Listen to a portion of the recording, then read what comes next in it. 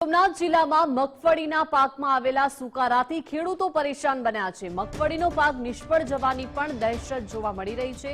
શરૂઆતમાં ઓછો વરસાદ પડતા જમીનની ગરમીના કારણે પીળીઓ અને સુકારા નામના રોગથી ધરતીપુત્રો ચિંતાતુર બન્યા। ગીરના અનેક વિસ્તારમાં આ વર્ષે મગફળીનો છોડ ઉપરથી જ સુકાઈ રહ્યા છે। ઉપરથી જ છોડ સુકાતા બીજ બંધાતા નથી, જેથી ખેડૂતો ચિંતિત બન્યા છે। જોકે છેલ્લા 2-3 વર્ષથી આવતા સુકારાના રોગના કારણે જિલ્લામાં ખેડૂતોને આર્થિક રીતે મોટો ફટકો પડી રહ્યો છે।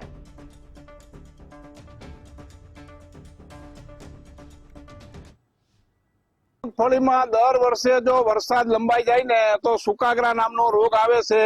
એમાં નીચેથી તળકીડી લાગે છે અને કાંક તો ઝેરી ઈયળ લાગે છે। જો વરસાદ ખેંચાય એટલે ખેતી છે સુકાય ને એને કારણે તળકીડી અને ઈયળ જોર કરે એટલે સોરડાને ઉભો હુકવી નાખે।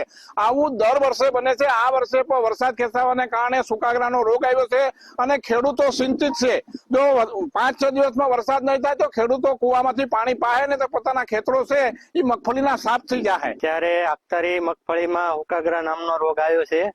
જો હવે વરસાદ ન વહરે તો 30% પાક નિષ્ફળ જવાની શક્યતા છે।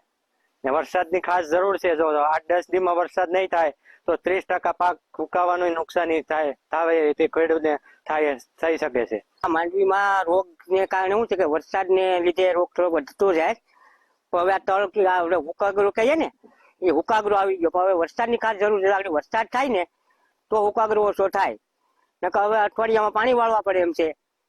હા, વાયુમાં પાણી તો છે, અમે વરસાદની વાટ જોઈએ થોડા દી, નકર હવે પછી પાણી વાળી દઈએ।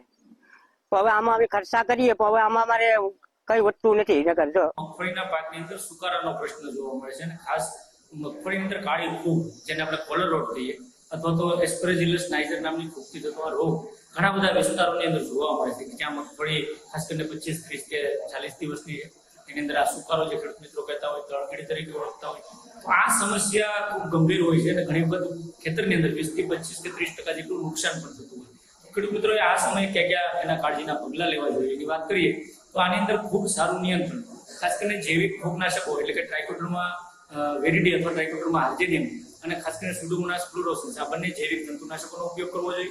અને એની અંદર ટ્રાઇકોડર્મા 1 વીઘાની અંદર 100 ગુંઠાના વીઘામાં 1 કિલો અને તેની સાથે 500 ગ્રામ સ્યુડોમોનાસ ફ્લુરોસન્સ અને સારો જમીનમાં જ્યારે ભેજ હોય ત્યારે એડીના ખોળમાં છાણિયા ખાતરમાં ઓર્ગેનિક મેટર સાથે મિક્સ કરીને આપવાથી સારા પરિણામો મળે।